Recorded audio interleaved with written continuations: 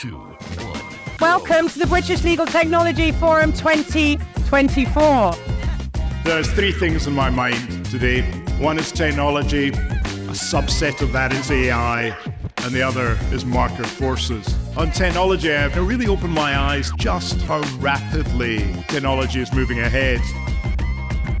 This is much about addressing the biases that might be in your data, but also the deployment teams that are involved. We're going to talk a little bit about the other phases, right? Like exploring different solutions. How do you get from learning and exploring to actually creating? Because legal as an industry is not known for its data cleanliness. But we need to take a step back and say, well, what enables AI? We need to invest a lot in creation and curation of that content, and that's not something law firms do at the moment. So there's connection that's based on trust, on sharing of resources, sharing of information, which is really good. But there's also the fact that it amplifies and platforms the darker side of the human experience. I think we should listen. It sounds quite important to me. So let's move on then to a bit more detail here. So the technology is moving at a remarkable pace. So AI is not going to turn law on its head over the next 2 years, but into the 30s. And the transformation there is not about empowering lawyers, it's actually about empowering the recipients of legal service. Tell us about demand. What are people asking of you? What do they want? What's happening out there? AI is key, I think, to a lot of the things that we're seeing in this, well, across the board, I think, but certainly in the legal sector, AI is the buzzword. A little bit more focus on the benefits for the employees of making things more user-friendly.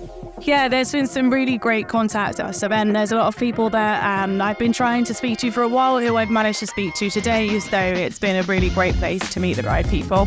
Really impressed with the delegates. Netlaw is a really big name in the industry. We have people who are very astute in terms of AI in legal tech and really the cutting edge, I would say, usage of technology in legal tech.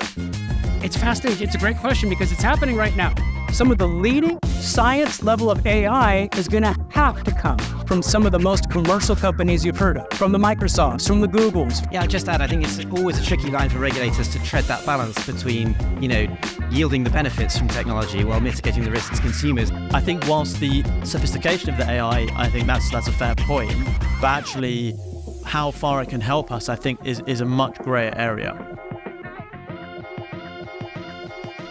3, 2, 1, go. You've got to do something that's kind of commenting on something that's in the air now, and to have the confidence to own it. Yeah. And then it'll everyone will laugh and you'll be popular. But if you change something, you're also changing something to hopefully benefit and improve what you're doing.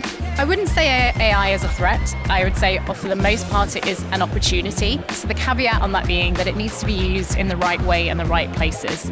This feels like a bit of an inflection point just because of the results that we are seeing everywhere. You've got to deploy the resources in ways that are creative and emotionally satisfying, but fundamentally honest, and that's the key.